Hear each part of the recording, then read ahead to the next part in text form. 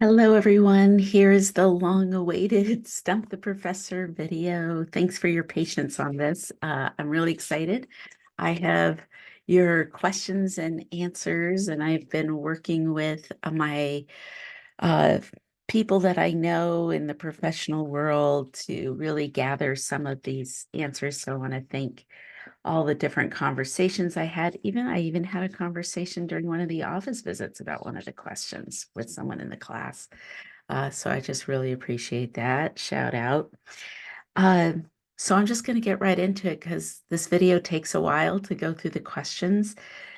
Some of them, there's a lot more that I could say because I have been studying conflict for about 10 years or more, and my knowledge is layered and multifaceted, and it has different applications. So I really feel like today's a good day to give you some responses, but I don't know, over time, I think, and my responses are really, okay, so my responses are really just to begin a dialogue.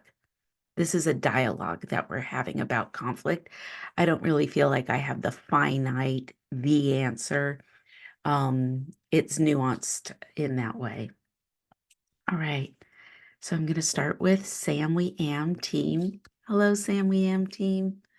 All right, here we go.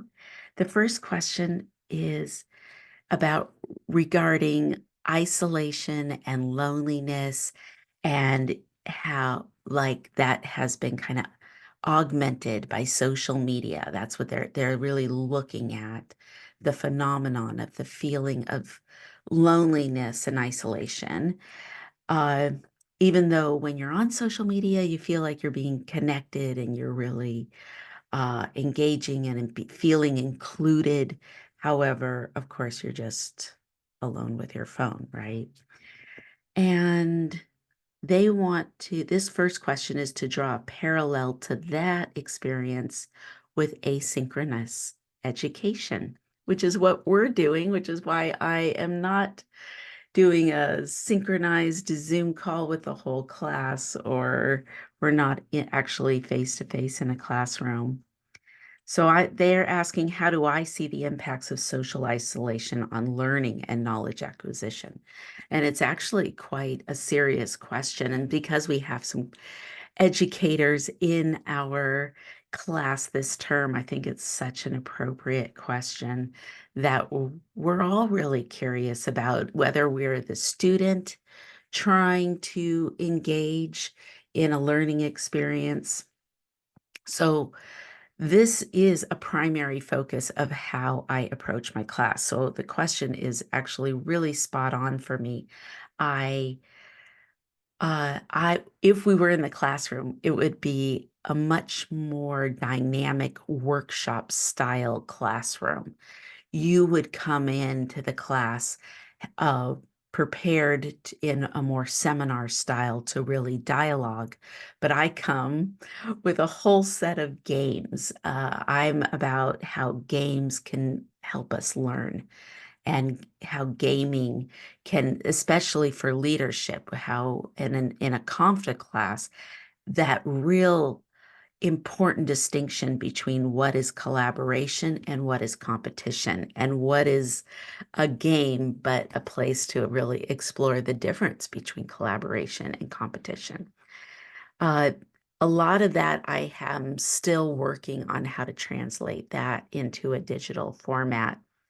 We could definitely gamify the class because we have teams and team names, and I could even make you make your team flag or make your team colors and let the games begin, and create a competitive uh, approach to how you're doing the class in order to motivate, right? Because competition, the belief structure of competition is that it motivates us to be the best. So that would be one approach to building online learning. However, because we also know competition really breeds aggressive behavior, and uh, and we could have, even within a team, conflict starting to stir up, which often happens as as someone on the team might be more motivated to compete, where someone else is just like, let's just have fun, or whatever it is the other approach could be. So instead, I lean more into collaboration as a learning experience. That's why you're doing team meetings, and you notice the way the team meeting is constructed, that the stump the professor questions, or make your top 10 list, or make a list of quotes from the books. Those things are really to engage autonomy, where I'm going to share this and I'm going to share this, but then there's this collaboration moment where your differences have to come together in agreement. And that's really designed on purpose for you to be able to engage in a higher place of learning, because input, input, input. I think you can get up to at least 4 inputs before, if you're not doing output, you're not really learning. You're just input is only one way in the learning process, but output, and traditionally output has been quizzes or reflection statements. And in this class, I am engaging in discussion boards where you actually have to talk on the discussion board, post your videos. And I know that is a really high skill. It's a high communication skill. I think it's a hard skill to know how to speak in clarity, efficiency, and extemporaneously, because what are we doing in our workplaces or our homes? We're not like pausing and saying, I'm just gonna go write out my response, and then I'm going to come back and read to you and I'm just going to read this statement. We don't do that in most conversation, transactional experiences. So we're really developing skills in the class, and there is a curve to it. I appreciate the amount of energy and time and embracing your own imperfections, and really creating a discussion board environment where we are supporting each other. If the class, and I'm sure you're in classes where it's just you and the information, and then you have to submit things to me, that is one way to learn. But if you are stuck in a class like that and you really want to engage into a higher learning experience, think about how you're creating your own community behind the scenes of supportive people in your family. I don't know, but my mom is always, whenever I was in school, was always interested in, she would always buy the same books. And then I could go to her house and we could talk about the information before my class. So then when I got to class, I feel like I was ready to contribute. So there's ways to create a learning environment for yourself if you're stuck in a very isolated experience. All right. The second question from Sam We Am team. What are some pop culture examples? Oh, you know what? I just realized I left my coffee downstairs. I could really use it. I might have to pause, but let's answer this question. What are some pop culture examples for each of the Thomas Kilfin conflict? Okay, I just want you to know I could make a whole lecture video just on this question. So it's going to be really hard for me to keep it within just a few minutes. Timer begin now. Uh, so that would have been one of the activities I would have done in classes. We would have actually watched an entire episode of an episode from Modern Family. It's from season 2, and the name of the episode is Caught in the Act, which is one of the more famous episodes. It is a Michelin star of writing and acting. I have seen this episode probably 50, 60 times because I used it so much in the pre-pan time in my classroom just for the Thomas Kilmann instrument model. And we would have a whole class where we would watch the episode and attach it to avoidance, accommodation, compromise, competition, and collaboration. And so I'll just tell you, like, if you can get a hold of this episode and watch it and keep the Thomas Kilmann instrument model in the forefront of your mind, what you would want to look for if you watch this episode is that Gloria is avoiding conflict with Claire. Okay. Gloria does not want to be a part of the bake sale, and she doesn't know how to tell Claire in a more high context way where she doesn't say no, but she means no. And unfortunately, as comedies do, the opposite ends up happening. And how does she avoid? She avoids conflict right to the very last, her last line in the episode, the very last line. So if you watch Gloria trying to deal with Claire, her stepdaughter, uh, that's classic avoidance. And I like it because she's avoiding conflict because she cares more about the harmony of the family and the harmony of the relationship. Because Gloria is actually in the whole series is very direct and does not seem to avoid conflict, but she cares so much about this relationship with Claire as a stepmom in a family that she avoids conflict on this front. So it's very interesting. For accommodation, that would be Phil and Jay.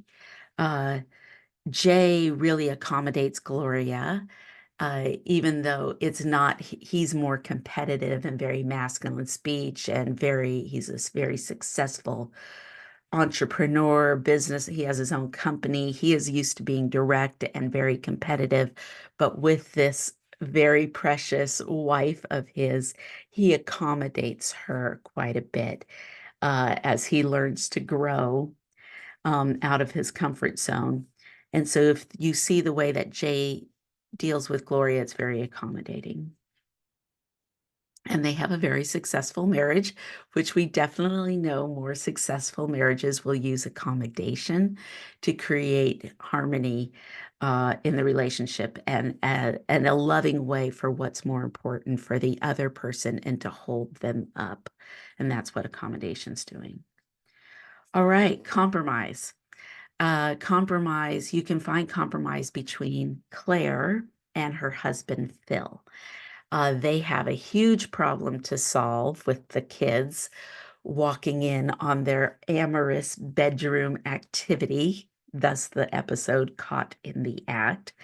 And they're held up in their bedroom for a significant part of the episode, trying to decide how to talk to the kids about this traumatic family event that occurs. And Claire has the reason why they're compromised is Claire is defining the problem very differently than the way Phil defines the problem.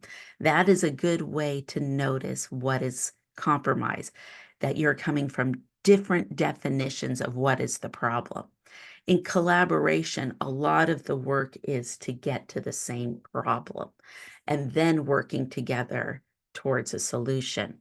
So, as they're held up in the bedroom, Claire and Phil not only are defining the problem differently and they do listen to each other. So we do know we're getting some agency where each of them can define it the way they want.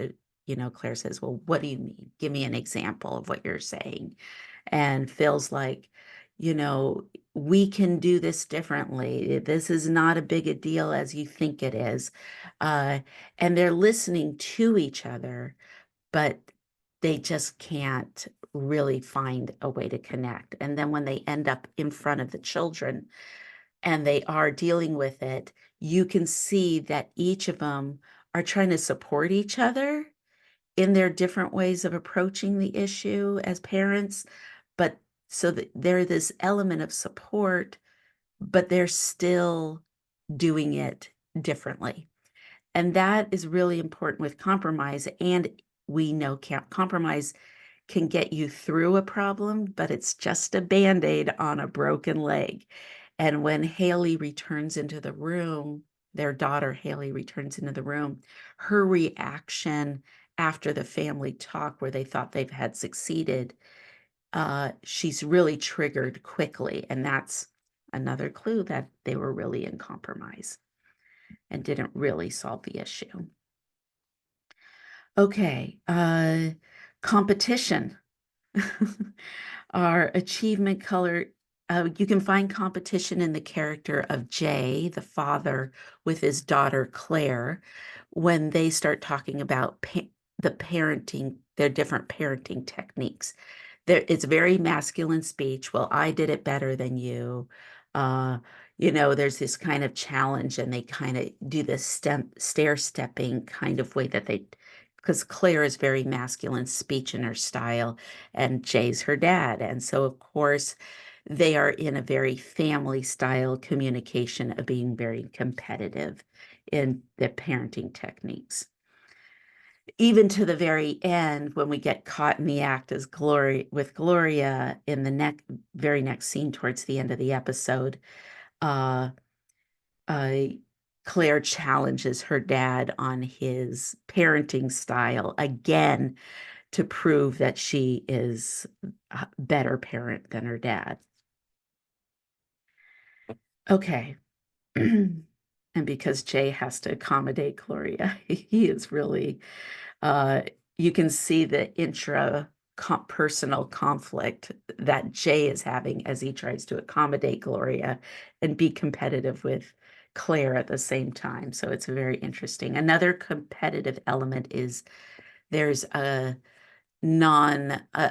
a guest appearance kind of character called Amelia. She's not part of the usual cast, and Amelia is owns a very popular and famous restaurant that Mitch and Cameron want to have reservations at, but they can never get reservations, and they find out her kid goes to the same daycare as Lily, and so they arrange a play date to get a reservation at the restaurant. They're not really interested in much else.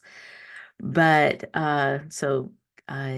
Amelia is also very masculine speech and competitive, and she's a lawyer, and she talks in a very direct, aggressive style. So you can look for Amelia as competition. Collaboration. Okay, collaboration. Where is the win-win-win in this episode? And you can find it with Haley, Alex, and Luke, the three children of Claire and Phil, who have walked in on this amorous bedroom activities. And the three of them, from the moment, well, first of all, they collaborate to make breakfast in bed for their parents, and they're showing up together. So they made breakfast together. So that even as the episode is starting, they had started in collaboration. They have this traumatic moment, and even though this is how you know it's collaboration. The three of them are very different.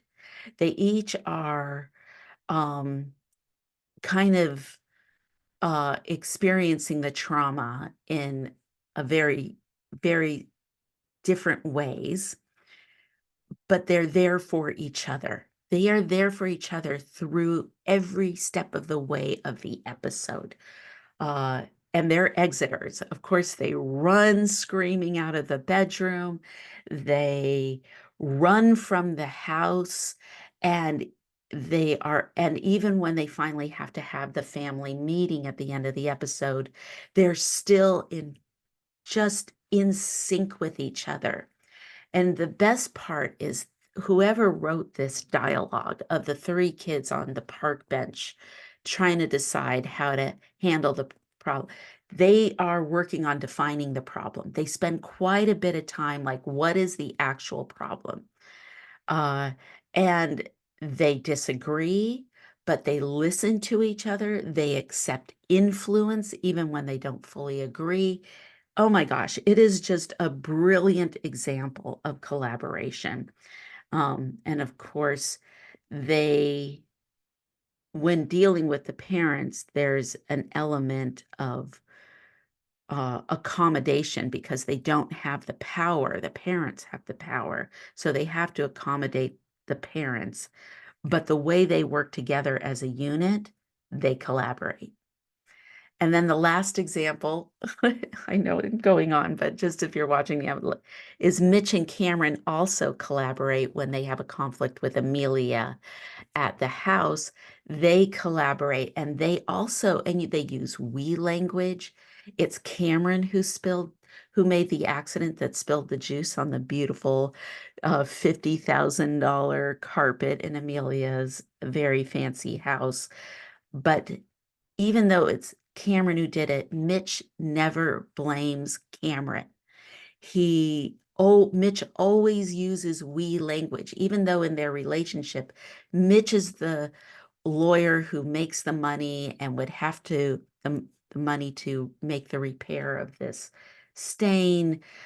He's still using we, not like, I'm sorry, you don't have a job. How are you going to pay for it? I'm not paying for it. There's none of that blame language. Absolutely incredible. Uh, so that's my answer to number 2. Sam Wiam, the third question is, how do you overcome worrying about overusing your power in a conversation, especially if it doesn't say this in the question, but the way I'm interpreting it is that if the relationship dimension is defined by power, meaning that that if it's a parent and a child or a supervisor or subordinate, you know, if the social structure of the relationship is already defined by power, uh, how do you go through that conversation? And then how do we help? Then they have a little sub question here. How do we help society to see taking breaks? And I actually see these questions as kind of linked together. In the answer is about if you have the power, how do you move towards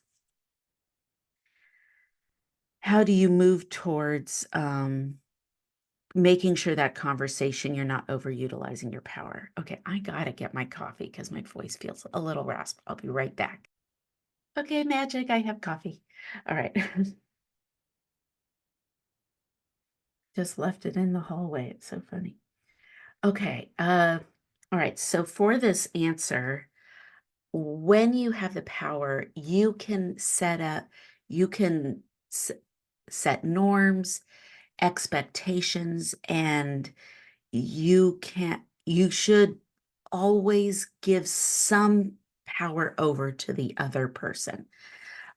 Even if it's a difficult conversation, which we have other teams that are talking about same things. There's a lot of the teams asked about power dynamics in conversations. So this answer might work for quite a few of us. But we want to give some power over to the other party in the communication event.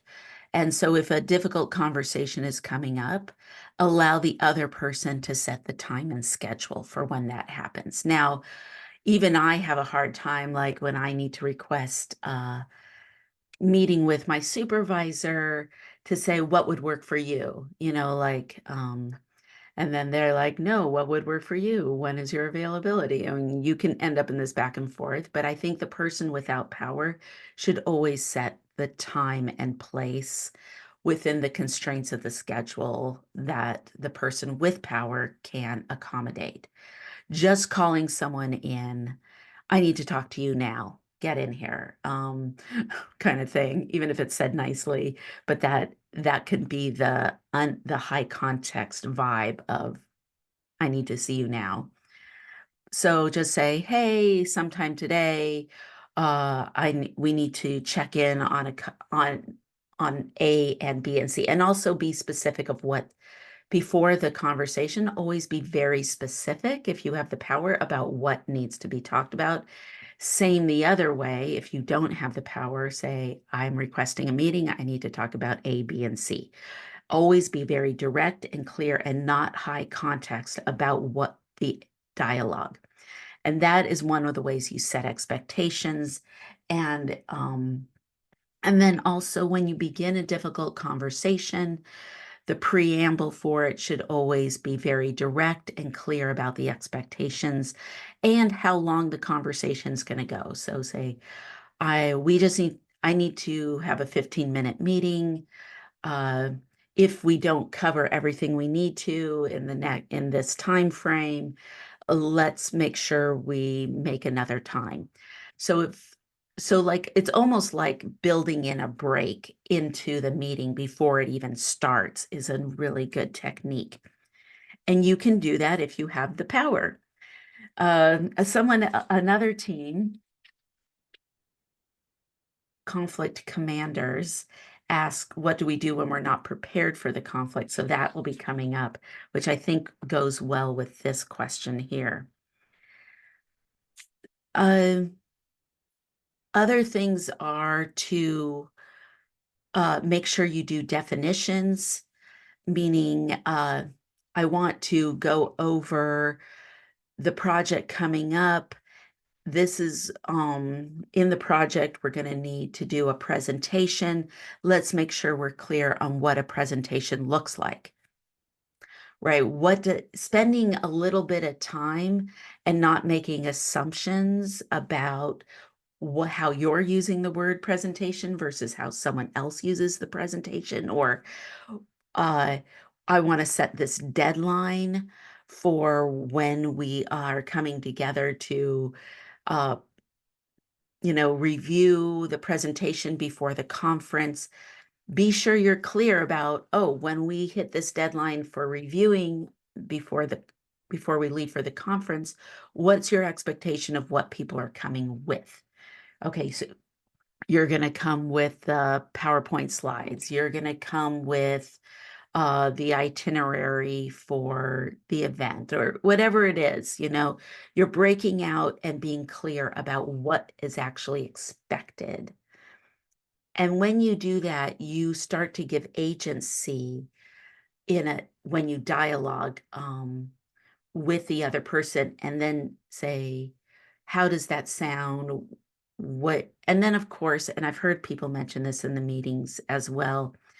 Actually, I think I heard this in Sam Yam, that, always say, if you run into a snag where you're not sure you could make that dialogue, the expectation is that you will message the team for where you're at and that you might need support or help. If you finish your task before, can we make sure we're checking in with each other to see if someone's at, work, if they could use some help putting something together. Like, you're really setting those expectations. I think that's how you don't overuse power. If you're just the commander, and I command you to do A, and I command you to do B, and I command you to do C, and I will monologue about why this is so important, and then I will see you in 2 weeks with your things. Bye. Right? After an hour-long monologue. That would be overusing your microphone of power without creating dialogue and really setting up your team. Okay. How do we help society see taking breaks as a healthy tool, which I feel like is a great sub question to this other question. So this is my Gandhi, where my Gandhi quote comes in handy. Be the change you wish to see in the world, right? So that means that I really feel that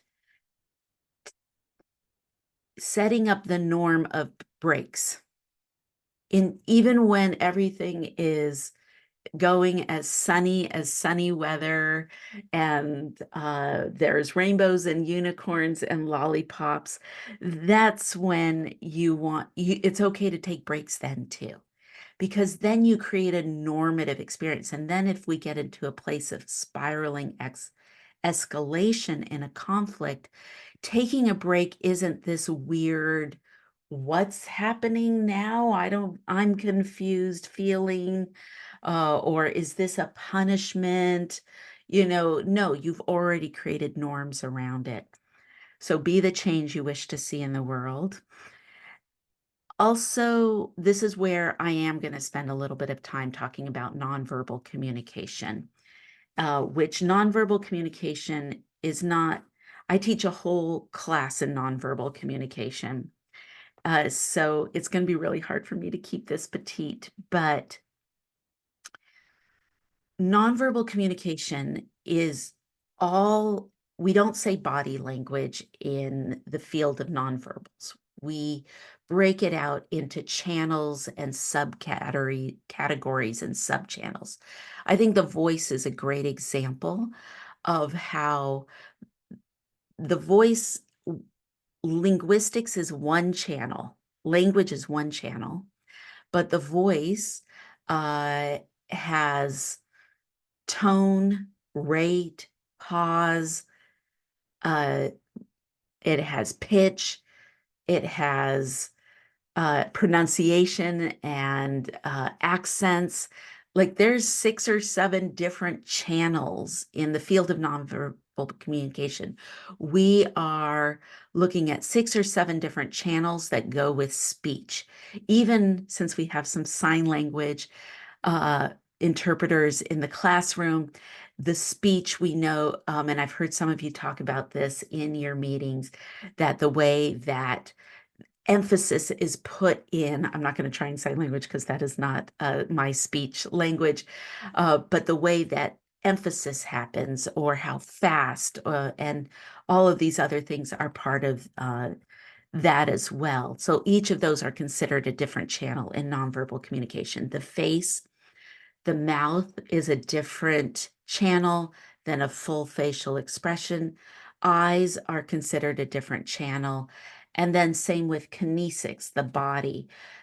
Gestures are a different channel than posture. Thumbs are a separate channel than what we consider for hand movements. And feet are a separate channel. Uh, and then there's even more channels, which I just can't go into how many different channels of nonverbal communication there are. So if you're channel rich, you're in a face-to-face transaction, where if you're channel lean, that would be like a phone call where you're not able to, you're just listening. You don't really see all the other channels, but you can hear the pauses and the rates and the tone and all those other ones. So channel rich to channel lean, I would say a handwritten letter would be one of the ultimate channel lean. Texting is very channel lean, though we have with Bitmojis and GIFs and emojis, we have been trying to ramp up more nonverbal channels in those communication exchanges. Okay, so saying all that means that when you are in a conversation, if we're in an escalation, you are going to be trying to interpret someone else's nonverbals. I mean, 60 or 80% of messaging comes from nonverbals. Oh, there's the linguistic part is only uh, a very, like a third or a quarter of the messaging. And we have a tendency to believe nonverbals over verbals. So being aware of nonverbals and anything you can learn, I can recommend a book what every body is saying, every being a separate word than body, even though it's everybody, it's can sometimes one word. That's written by a really important FBI agent, and he has great Joe, I think his first name's Joe. I'm not remembering off the top of my head, but he has a lot of really fun videos on YouTube I could also send. So just send me a request if you want more information to become a student of nonverbal communication. Takes time. The other thing about nonverbals is that the more we consider with nonverbal that you should know someone really well before you decide what their nonverbals mean, because you could be dealing with a neurodiversity or different cultural meanings. And unless you actually articulate, perception check, and ask someone, what do you mean by your nonverbals? You should never label someone as, oh, you rolled your eyes, so that must mean you this. That you can't do that. An eye roll could mean 100 million things, a little hyperbole there, but there are kind of a lot of several different meanings to an eye roll. And especially now that you know about sympathetic and parasympathetic systems, and looking up activates parasympathetic systems. An eye roll could just be someone trying to self-regulate their own or self-soothe in a escalated situation. So you just really need to ask. You need to ask before you interpret. But the more you know someone, like really, really, really, really, really know someone, then you can have a better chance of interpreting a nonverbal. This is why in episodes of like Law and Order, the two detectives, police detectives at the who are trying to detective who did it, they are there at the crime scene and they're talking to people, the person who found the body, the person who owns the business. But then the way they do their detective work is they keep showing up in really random places. Like they find out the business owner is at the grocery store, or they accidentally run into them outside their business randomly. And then they just ask really mundane questions. They repeat asking questions. What they're trying to do is a very important technique in nonverbal communication, which is what is the baseline? And then you look for cluster behaviors when you're zeroing in on the actual question. You're looking for cluster behaviors of difference. And you can only do that with really two people. If you're the person talking, your attention is on talking. You can't, it's really hard to interpret nonverbals. So that's why they're working in teams. One person is observing the nonverbals while the other person is paying attention to the linguistic behavior. So it's really hard to do one-on-one. And it's also sometimes why if you get called into an HR meeting, or you get you for a performance review, there might be several people there. They may not be doing it so explicitly the way I'm saying it, but it's usually for someone to be in an observation place. Or if you know you're going into a meeting and you have union representation, some people represent the union representative to be there in the dialogue. So in negotiations, we call it or union negotiations, they'll call breakouts. There's often a lot of break taking or sidebars. Those are all like kind of natural ways that we've already built in breaks. To go back to the question of how do we get society to accept breaks, and the nonverbal piece of this is that if you are in a dialogue with someone and you notice that they are starting to move into escalation, and you could perception check. I can see, I think I see that you are getting frustrated with this conversation.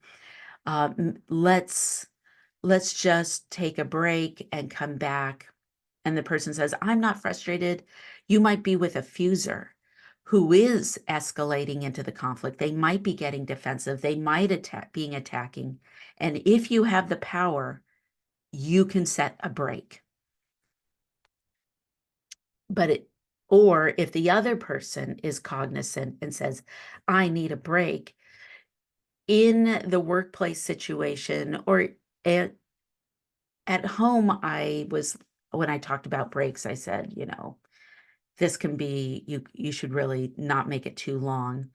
But in a workplace situation, it should really be about a 5-minute break, a 10-minute break, or no more than 20 minutes.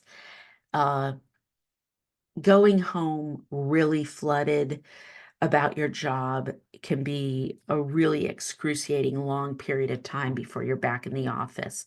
So if you can get to any place of where you can just say, let's just take a 5-minute break and then come right back into it, that can be really useful to help a fuser not feel completely like the break is not going to be useful, right? It's just going to ramp up their anxiety and they could come in even further. So like set that time, like 5 minutes, 10 minutes. And you can even not say the word break if you feel like that word could be triggering. Just say, hey, I did tell someone I was going to check in with them. I'll be back in 5 minutes, and just step out of the room for a minute and then come back. I don't know. Okay. This question goes straight. This is the last question for Sam Weam, and I'd like to go into the conflict commanders here. And I'm going to just jump to the question of what do we do when we're not prepared for the conflict, because I think it goes really well with this question. Hello, conflict commanders. Thank you for your great questions.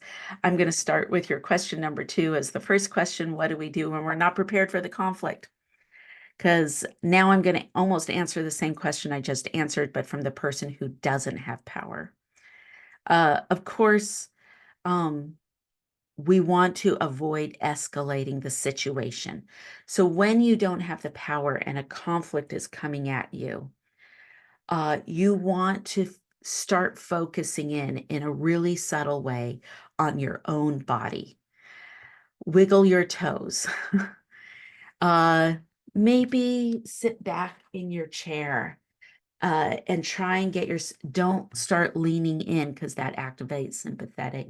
Start figuring out a way to lean back, even in the most subtle ways that you can. Keep your hands on the desk. Don't stuff them in your pocket, because anything of closing down can still activate you. And it can, I'm stuffing my hands in my pockets and I want to hide from this conflict, right? You might feel like you need barrier behavior, which is why it's good sometimes to have just a coffee cup or your phone or something and hold it in front of you. That can be a really subtle way to create a barrier of protection without signaling too much that you're out of the conversation. So I say the most subtle way that you could lean back, pay attention to what's happening, be really listening, and try to focus on your breath in the most subtle way that you can. Because if you're just like, hold, that could backfire for you, and it could escalate for the other person. So just really subtle ways that you're focusing on your breath, have a barrier in front of you that is subtle, and even sometimes just having a pencil and holding it in front of you, that can be a really subtle barrier, and it can try that. Just try it as an experiment. Stand with someone that you know really well in a way where you're face to face and making eye contact. Don't turn away, just stand in front of the other person. And then for yourself, just pick up a coffee cup or pick up your phone and hold it in front of you without moving distance. And you can notice almost immediately that you feel a little less uncomfortable. It's a really fun experiment to do, nonverbal experiment. Um, so you also want to start saying meta statements out loud. Like, I'm feeling concerned about this conversation. Uh, I'm not sure that I'm ready to answer the question. I need some time to think about this. Keep it in the eye. I agree that this is a very concerning issue. I am also, the person might say, I'm really angry at you, or blah, blah, blah, and reflect back their language, mirror their language and their vocabulary, keep it in the eye, and find the most smallest thing that you can agree with. I agree that this is very concerning. I need some time to think about that. I don't know the answer to this right now, and when you make these meta statements and you say them really directly, they're very small, don't monologue, just say little tiny things. You can avoid escalation in the moment. I think it's really hard to do because there are some master manipulators out there who know how to push a button. And if they know you well enough, they might know exactly which button to push to pull you into a flooded place. If you don't have the power in the situation, my final advice is bathroom break. Just say, I need to use the bathroom. I'll be right back. And just go to the bathroom, take a few deep breaths, wash your hands, get that cold water, and just try to get your nervous system to calm down a little. And it only takes a couple minutes to do that. And then you can get back in there and try these techniques to keep it from escalating. Okay. Another question from our conflict commanders is, what approach do you use to address vulnerability and power dynamics to ensure fair and effective conflict resolution in the workplace versus the home? Oh, workplace, this is such a hard question. This one is, I feel like, a whole lecture in itself. But it does start with, how do you address vulnerability? So I'm never going to, if I am the person in the power, I'm going to allow the other person to lead how vulnerable they want to be. I might make a statement of vulnerability to see if I can create mirroring and and give something up that is valuable to me, to see if that could help someone without the power in the conversation to feel safer to open up.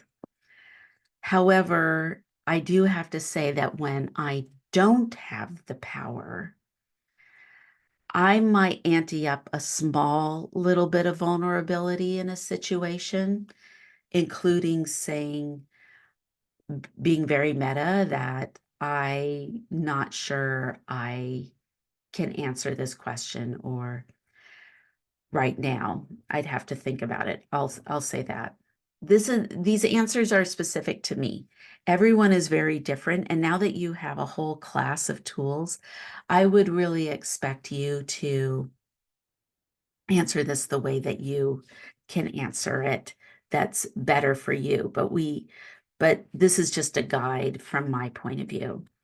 Remember, I'm a huge conflict avoider. I'm also uh, gendered more feminine speech, and I am always looking for group harmony. Have been more of a bridge person in my family.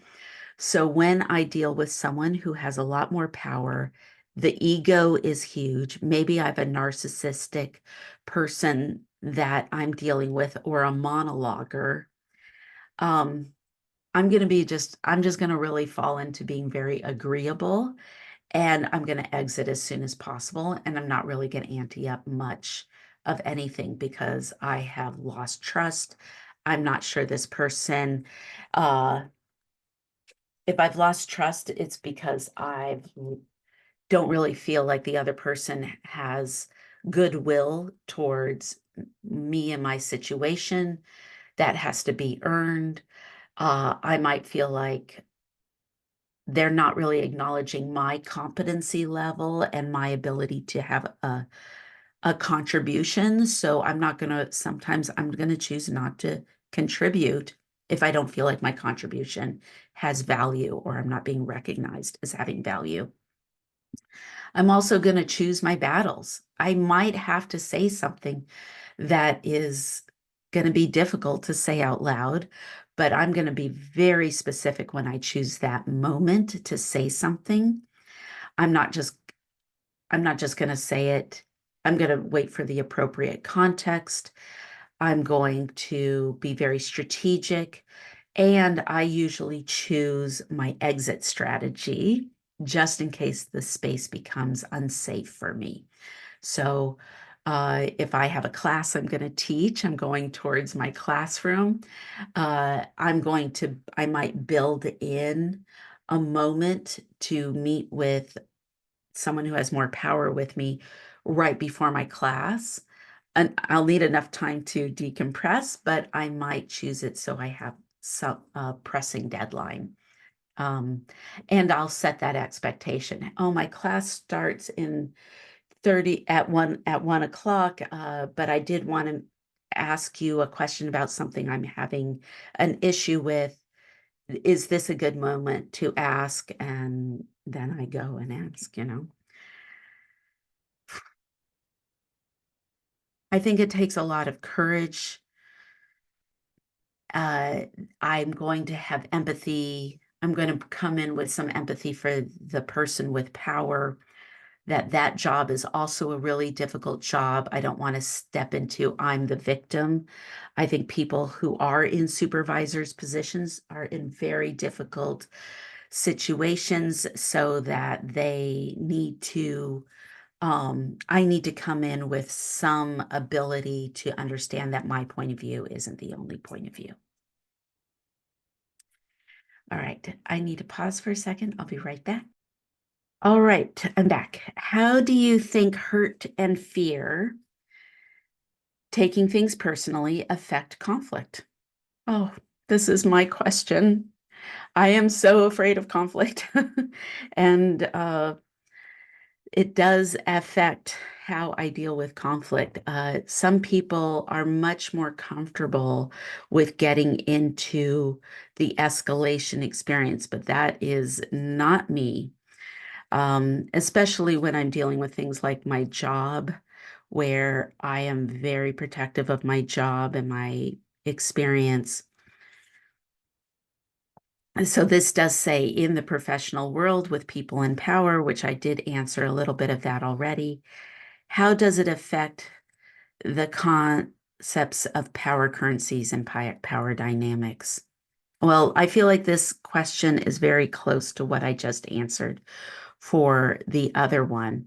But because I think the answers for this one is we all want to work in a workplace where we're valued, we're seen, and that we know we can make a difference, that we are like in Maslow's hierarchy of needs, self-esteem needs, which is the fourth one in the pyramid, self-esteem needs are going to be, they're very culturally significant. So some cultures, self-esteem needs are met by how someone is given more responsibility, and that building trust is about giving more and more responsibility to an individual. And if you're someone from that culture, you get asked, can you do this? Can you do this? And if you're like, oh, wow, you're asking me to do this important job, that must mean you trust me and you see me as valuable, but you can become quickly overloaded if you're someone in a culture where self-esteem is driven by more and more responsibility. And then you really need to see, even with positions of power around you, you need to be able to set a boundary and a limit, or else your stack of inbox can get so high you can experience burnout. Where other cultures, self-esteem is through awards and acknowledgement and employee of the month, right? Or a promotion. There's not just promotion, but a public kind of display of acknowledging, and that can be another way that self-esteem is built. Where the other culture, that can be really embarrassing. It feels humiliating. It kind of feels like, oh my gosh, I don't want my picture on the wall. I'm so embarrassed, right? So when you're thinking about um, conflict in the workplace, I feel like we really need to understand how people experience how they're experiencing the needs of a workplace. This is really difficult when you are the person, the manager or the supervisor, because you come in with your own cultural perspective. And uh, just to appropriate that idea of love languages to the workplace, we can think of this as self-esteem needs and workplace needs that are different. So if you have a supervisor who we want to thank Sarah for all the great work she's doing. Let's do a shout out. Everyone applause. And I'm like, oh my God, please, no spotlight. Uh, but if that's my manager, I have to decide in my workplace, how am I um, understanding that's a different cultural approach, and not just taking it as a place where I'm the victim. Uh, and so what I'm talking about is reframing, right? All the tools and everything we're talking about, you need to start shifting and reframing. So I might take something really personally. I can't believe that person just called me out in a meeting. Oh my gosh, I'm the victim. No, I'm going to say, oh, okay, I'm in a workplace situation where the culture of this workplace is to uh, create the confetti and party around and that's the language of motivation in this workplace. If that's not the workplace for me and I'm really struggling, maybe it's time for me to find another job. Uh, or if this is my job and this is where I'm making a difference and I really want to stay in it, then it's time to reframe what's happening and navigate that. Uh, other answers for this is to think about how I handle my own emotions. I don't want to make the workplace less safe for myself or someone else. So if I have a complaint about the workplace, how it's being run or whatever, personally, I think it's easy to try and find your allies and like, oh my gosh, having these side conversations. That really, and Brené Brown really talks about that, that really creates a ripple effect of more conflict. It erodes trust and it erodes how people think about you. Even if you think you're in a conversation with someone who agrees with you, uh, you should be really careful who you are self-disclosing to and really choosing how you're decompressing the stress of a workplace with someone who is not socially in the social network of your workplace. And if someone is doing that to you,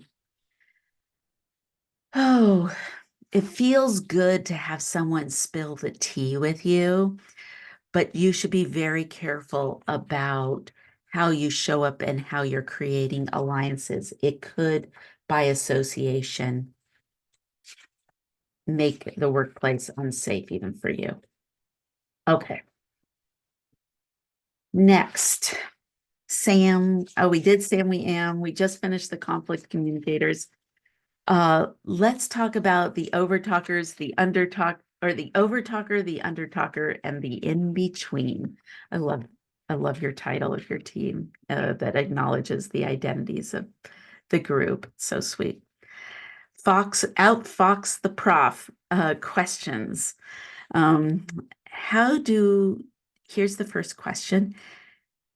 How do two people who land on opposite sides of the conflict spectrum tend to navigate conflict? So I guess this is if you have someone who is an accommodator with someone who is more a competitor.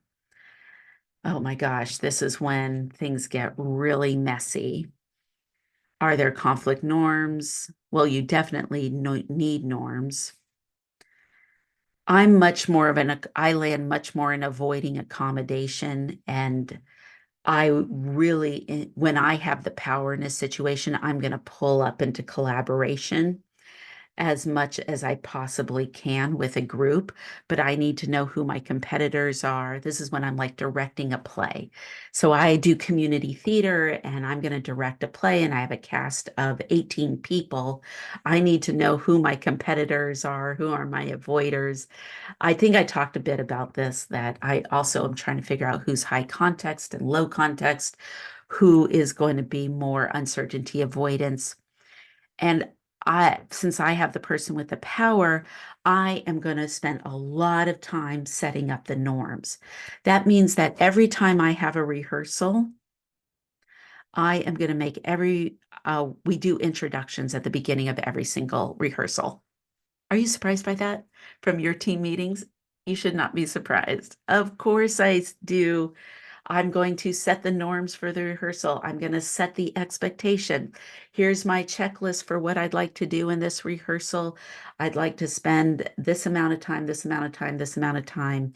And then I say you might have to wait for about 30 minutes as I work with this group. Uh, so just so you know, you'll have a 30-minute break in there while I'm working with this other part of the play. You know, I really set up expectations. And then I always have my assistant, who's going to be my stage manager, who's actually, I give them so much power to run the rehearsal. And I have them give me orders. And I say, hey, Sarah, you have 10 more minutes to work on this scene.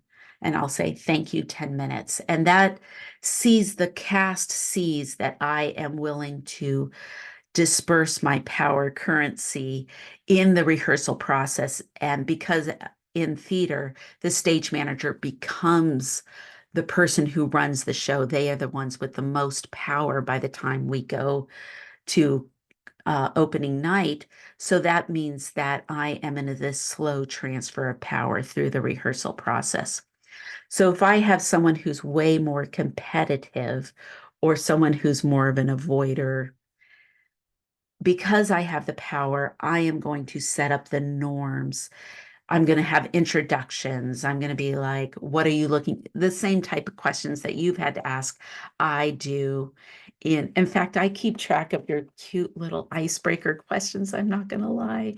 Some of them are so good that I'm like, oh, I'm going to poach your icebreaker questions for the next time I'm directing a play. And that kind of creates a normative way, and I'm leading by example of how I want conversations to go. And we're doing check-ins. And then I did have someone who, in a play once, who was very competitive and very much felt like the rehearsal should be run the way they wanted it to be run. And I had a real issue with them not accepting the norms that I was establishing. This was so difficult to deal with that um, I kept having to pull them into breakout kind of sessions. I had to say, hey, can you show up 10 minutes early to rehearsal? And I had to spend a lot more time with a person who was not pulling into my collaborative process, to the point where they were constantly wanting to escalate with me all the time. And they were very confrontational and direct aggressive, which is not me at all. This was very difficult. My husband was so concerned about it because he was a man in the play, that my husband started showing up at rehearsals just as someone in the background to kind of, so I felt kind of supported, because it was really eroding my ability to show up as the leader in this situation. But at some point, he started giving me ultimatums. I love an ultimatum. Thank you for that ultimatum. I took him up on it. I'm like, well, I'm sorry you feel that way. I want to thank you. I want to thank you for the work that you put in this play, but I think if you cannot be a part of this production, with the way that I've set it up, then it's time for I'll take you up on that. And he walked away. Uh, and I said, I'm going to be, I meta communicated with him that I was going to replace him. And I did. Within 24 hours, I replaced that cast member, and I was very transparent with the cast about while still protecting the identity. I didn't want it to be a victim thing. I just said, this actor really felt like that he wasn't being represented, and he was felt creatively oppressed in our process, and he chose to leave. Like I said, something very as diplomatic as possible. And then I canceled that rehearsal. And I said, for the next 24 hours before we meet, I'm going to be looking for a replacement. And I gave everyone my Zoom meeting, and I said, I will be on Zoom for about 6 hours tomorrow as an open time for anyone to come. You can call me on the phone, or you can jump in my Zoom room if you have concerns. And I allowed for one-on-one breakouts so that I could maintain the peace and harmony of the group. That was a really difficult moment. It took a lot, but we all came together, and I allowed for really private, confidential conversations with people in the cast so that they could, if they felt like there was an injustice done and they needed to express that, or if they felt like their concerns about going forward, I wanted to have those one-on-ones. I hope you're kind of seeing that actually really links to other answers of these questions. Okay.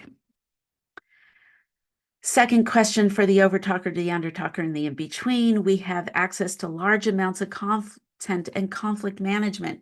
How do we approach a discussion with someone who doesn't have the same communication and conflict knowledge? How do we make sure we don't appear to be a know-it-all, and start, because don't you just want to run and tell the world everything you've learned?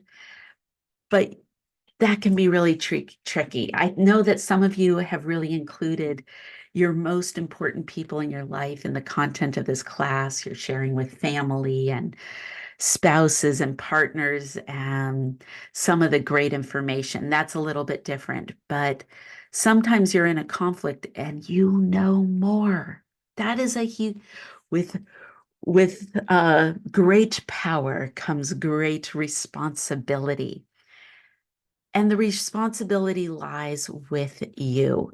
You do not want to preach. You do not want to teach. You want to share. And when you share, you don't want to monologue or lecture. So with your power comes great responsibility, is really approach of humility that you need to now kind of roll back into a kind of more relaxed way of dealing with conflict. I don't know if relaxed is the right word. Chill, less. Less is more, which actually goes to the bright green artist question. What's the most important top tool that you've learned to support your approach to conflict management? I love that question from the bright green artist, which I think links really well here. You need to become the listener. You need to paraphrase. You need to validate other perspectives other than your own. You need to employ these tools like Noel with his golf clubs. You need to really employ the tool that is going to work best in the situation. You can't share the bag of tools that you have. Um, you don't want a monologue, you want a dialogue. You want to, a great meta statement to say are, I want to find a way to manage this situation that works for both of us. So how are you, and then get the microphone in the other person's hand. Remember, you need to spend a lot more time defining the problem. The solution comes a lot quicker when you spend more time with the problem. Use a metaphor, right? This is one of the reasons why we had that metaphor assignment. You want to use metaphorical language and weave it in. If you are on the river of conflict and we are hitting the rapids and we need to make sure we're going with the flow of the situation, and not so that we can find still waters. Like use and don't mix metaphors too much. Find the metaphor language that you feel comfortable with, whether it's sports, where if you're a great football fan and you're talking to someone who knows football, bring in the football metaphors. Use we had sweets with the chess game. Chess is kind of problematic because it is the strategy of war in pieces, but Sweets created such a great metaphor for chess that was so unique, that was about much more about how we are taking care of and being deliberate and intentional with strategy. Uh, I just think that is a great thing to use the words in an interwoven place and be aware of those nonverbals so that we can um, manage that. Manage whether we are getting too big of a gap in the conversation. So employ those tools. Don't beat people over the head with jargon, which is why the metaphor is good. And some people, I'm sorry, some people are assholes. Some people are master manipulators. Some people really know how to use questions as weapons. Know that there are people you're going to deal with that you're not going to get them to listen. And that's that. Some people just don't listen. And that's okay.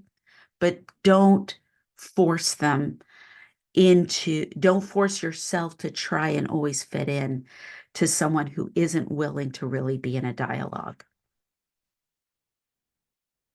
Okay, what are some best practice for leaders when they engage in feedback discussions, especially difficult ones, which goes back to one of my other answers. So,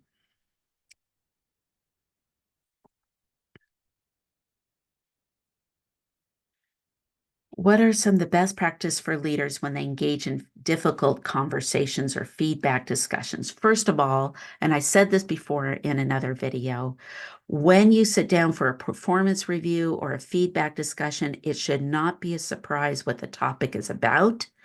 And you should have micro feedback moments along the way before you get to this macro conversation about your year of performance review should not be your first conversation.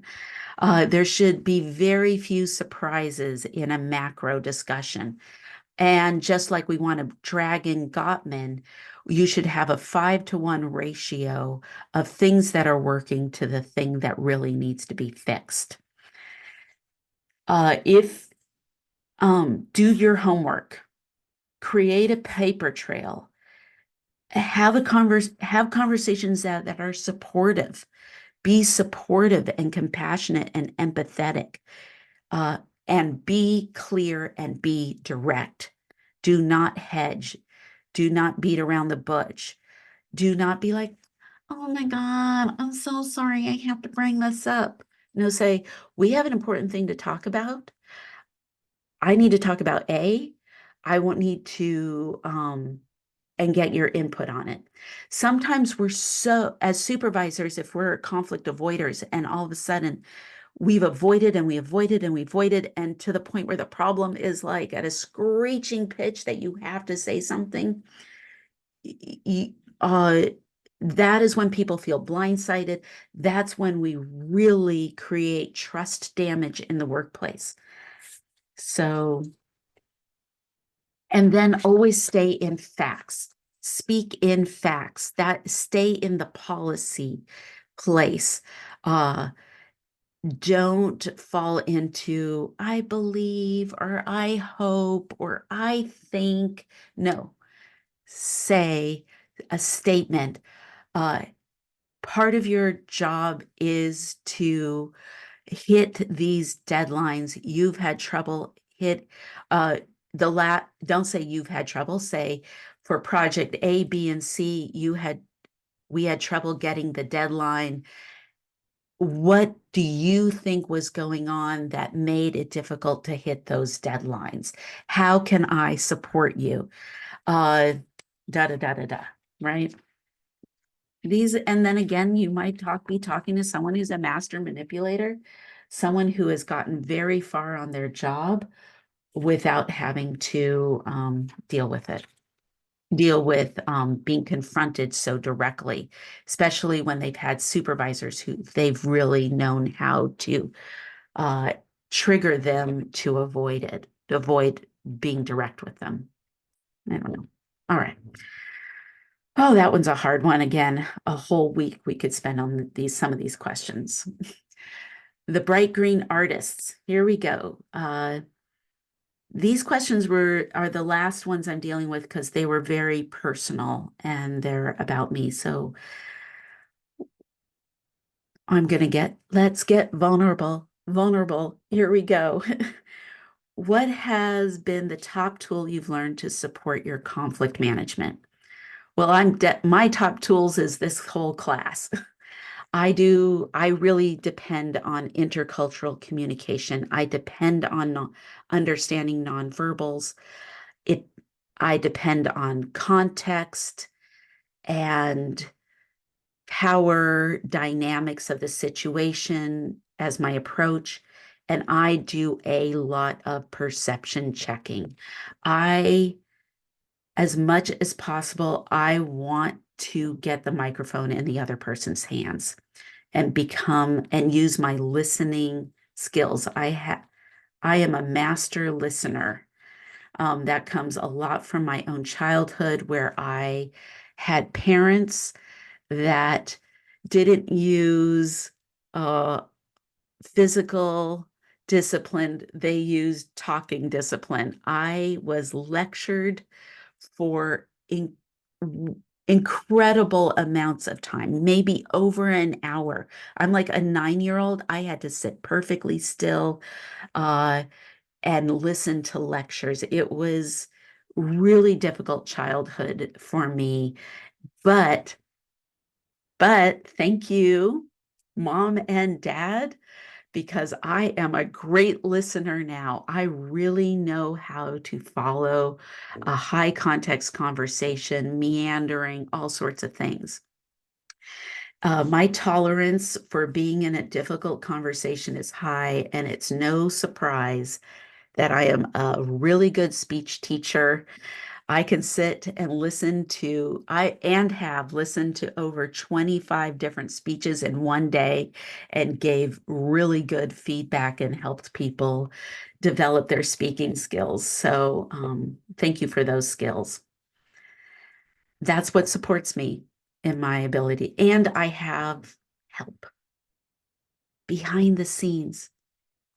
Uh, Brené Brown says, you're lucky if you have one person. And I would say I have 3 people in my life who are on my side and who will listen to me, support me, and tell me the truth, even when I don't want to hear it. And I really have built uh, a team of people behind the scenes that are helping me deal with the conflicts in my life. Okay. In your experience, question number 2. In your experience, what is the best way to approach difficult conversations about social issues, especially with children? I I am going to give an answer to this. I am not an expert in how to talk to children, and we are in a class where I felt like this question is a great one for a lot of the people in our class who are educators and are educators of educators. Um, and so that is, thank you, Rachel, for dialoguing with me about this question.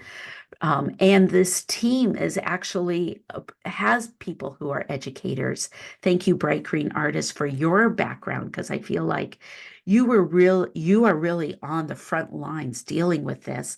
And I feel like I hope my response, not answer, my response rings true for things that we can dialogue and build from. I feel like it depends a lot on the age of the children. And because age of children are experiencing the world in very different ways than the way adults are dealing with it. They have a limited vocabulary. They have limited experiences, but it doesn't invalidate the experience that they have. So there has to be a lot of patience, and you have to give children you have to empower children to lead the conversation and show up where they are at. If a child asks a question and you can get them to really say, well, what do you mean by that? And have you seen anything that you feel concerned about? Uh, and then you want to glean the vocabulary and the example that the kid uses, and you have to give your answer super short because you have about 10 to 15 seconds before you start to lose the attention of the child, of anybody. You have about 10 or 15 seconds as I'm in my 90 minutes dialogue. And so that means that you have to really get something that they can relate to. So we want to give the kid agency. You want to use real life examples. And you are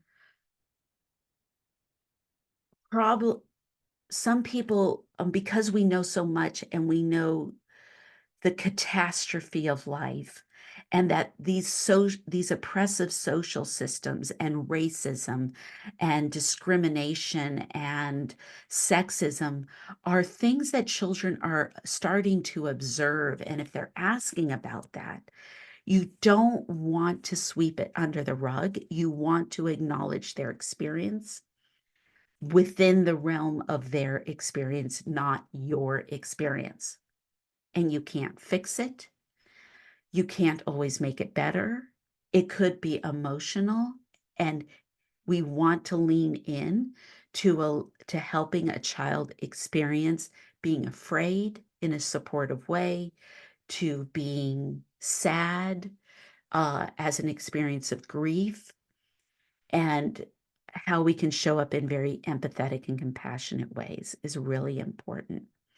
So I can go to a catastrophe really fast. I don't want to do that in a dialogue with someone in a really sensitive place. Just for example, this is this is kind of an analogy to this question, but I remember with my kids, they're always being bombarded this question with what do you want to be when you grow up, or should I go to college or not? And when my daughters were in fifth grade, fifth graders got to help in the lunchroom. And they were like, I don't know what I want to be with when I grow up. What should I be? And I'm like, or should I go to college? And I'm like, well, college isn't for everybody. There's lots of things to do in the world that don't require going to college. And but you have to volunteer in the lunchroom. It's your classroom's turn to be lunchroom helpers. And what's your favorite job? Like some are helping with the serving food, some are wiping down tables. Like they divide the kids up into these jobs. And I'm like, what's the job everybody wants? And you hope you get. And they're like, well, I want to help serve the food. And what's the job you least don't want to do? Like you're like, oh, well, I don't want to help scrape trays, and I don't want to wipe down tables. I hate that job. And I'm like, okay, well, we can think about you developing expertise, you getting this job versus this job is going to be really dependent on your skill level that you develop as you grow up. Now, that's something they could understand. I kept it in their world. I kept I wasn't like, well, one day if you want to be a lawyer, you're going to need this high skill level. No, I kept it in their world. That's the same thing you want to do about talking about social issues or oppressive social systems. What's the world the kid is living in it? And then try to expand it from there. But that's a dialogue question. And I would love to hear how you could add on to it. The last question. We're on the last question. Yes, I knew we could get here. Effective emotional regulation. What have been some of the most beneficial tools and school sets to learn to support effective? Okay, so this is about what skill set to support effective emotional regulation. Oh my God, this is a whole nother video. I feel like I've talked about this, about sympathetic versus parasympathetic systems. So how you do breathing, how do you do floor time? That's what I do. I do floor time a lot. I love to lay flat on the floor with my feet up. So I might put my feet on a chair or on the couch, uh, or an ottoman, so I'm kind of in an Z shape. And I want to get my eyes looking upward. Here, I'll teach one breathing technique for this, which comes from the Huberman lab, and he has a whole video on breathing, which is really amazing to hear how our physiological systems are so important for emotional regulation that's connected to breathing. And sometimes this is just some theory that when people who have addiction to vaping or smoking are actually doing a type of breathing exercise. So if you are someone who has had that experience of that addiction, understanding that that is like one of the most socially acceptable ways to take a break is a smoking break. They can get out of the office, they can take a small walk to the other side of the street, and they can breathe, right? Even if it's breathing. But that's something to think about, like how you are breathing that gets you outdoors. You can look up, you can see the horizon, and you can exhale. So, of course, I'm not endorsing smoking or vaping. It is incredibly bad for your physiological system, and the addiction to nicotine is real life. But there is a breathing exercise where you breathe in, hold your breath for just a second, and then can you breathe in just a little bit more? Hold again, and then the slowest exhale that you can manage. For how many counts? 6, 8 counts. So breathing in, and then a little bit more, and then a slow, slow, slow, slow exhale. So that comes from the Huberman Lab. Thank you, Huberman, out there. You have really helped me so much, and I'm really glad I can pass on one of your breathing techniques to lower our anxiety levels. And it has an almost you only have to do that 2 or 3 times to immediately start to emotionally regulate your physiological experience to a conflict. Thank you, everybody. Thank you for your beautiful questions and your beautiful work this class. I could not be more in a place of awe and gratitude for getting to be a witness to this class's work. Talk to you all later. Let's keep it going. Bye-bye.